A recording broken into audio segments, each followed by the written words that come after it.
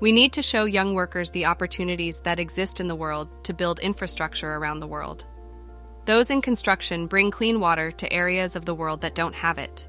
They build the roads, railways, and infrastructure that transport us. They solve world problems. Being able to share that story about how infrastructure provides a better life will help engage young workers. We need to show them what is possible by telling them that story and showing them how. Here's the challenge. Nearly 59% of employees claimed they had no workplace training and that most of their skills were self-taught. So how then do we train young workers who are just entering infrastructure? I agree with storytelling and people 100%, but I also think the technology itself is making it easier. You don't have to know how to use a slide rule anymore, right? Yeah. You don't even have to know how to use a calculator in many cases, because the tools themselves are capturing some of that knowledge. And when it comes to workers who are feeling threatened by change or maybe are making a transition towards retirement, our tool sets can help capture that knowledge so that it's embedded in various different components, component-based design, right? So that when someone comes in, it's easier. A lot of the thinking has already been done in terms of that institutional knowledge and captured in the tools, which makes that transition, I think, easier for people. More algebra. And I no more algebra. Yeah. Well, but I think still that. taught in college. Yeah. All right. Okay. And I think we have to be intentional about talking about the different skill sets that we need to bring in. Yes. Because we're making some aspects of it easier. But we also have to bring new skills in, organizational skills, being able to process data and leverage the data that we're now exposing, that we're opening up, and really mining that data to bring insights and make changes. And so we have to be able to communicate that to the world, that the skills that are needed now have expanded. And come join us, because there's a lot of great things. So I'm going to hold Bentley's feet to the fire. I apologize, lady, but you ladies are powerful women. But I think it goes even a step further. I think we talked about mentorship, and I think you're doing that. But I think for some of these millennials, I think it needs, they're not going to come to you. You're going to have to find them. So I think it requires apprenticeships. I think it requires mentors who have apprenticeships, who helps them. You said it earlier, Claire, and I think you're right.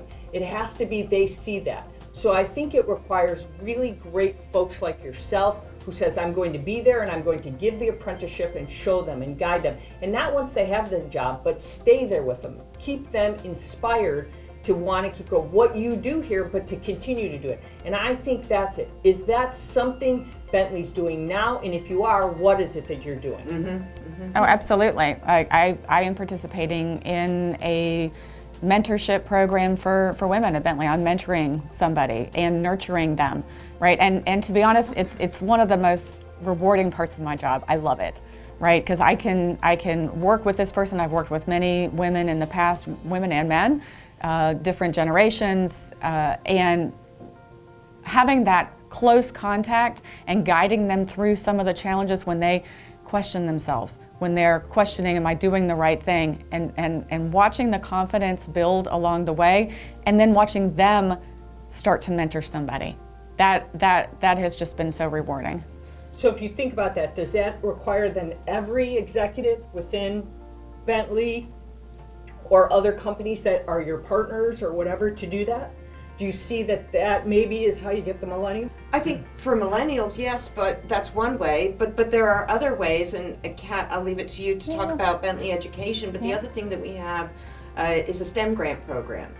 And Bentley matches. It provides us with money to donate to various STEM organizations so that we can support Girls Who Code and other different organizations, which gets to the younger right when they're first thinking about it. But there's also Bentley Education and Bentley Research. Yeah, and we have, we are, and we want our feet to be held to the fire, Peggy, by the way, without a doubt. We do, absolutely, every one of the executives are working with, we have Bentley Education where they get free licenses to our software and a learning path that they can actually start to follow through for our students.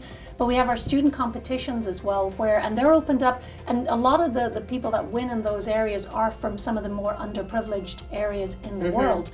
But not only is that competition out there for them to apply to, but part of the rules of the competition is they have access to the talent within Bentley to be able to learn. So questions, problems that they're running into, they can reach out to the engineers that live within the walls of Bentley. And those folks love doing that. They give their time willingly. We also have our focus program, which people give their own time to go out to universities, not only give lectures, but train people, connect up, with Howard University and Jacobs. You'll hear more about that. We've got great stories going on there. So we really believe in this. This is something that we want to actually empower the future generations. As the expression is, you eat your own dog food. So, yeah. I mean, we like to say drink our own champagne. There you go. I love that better.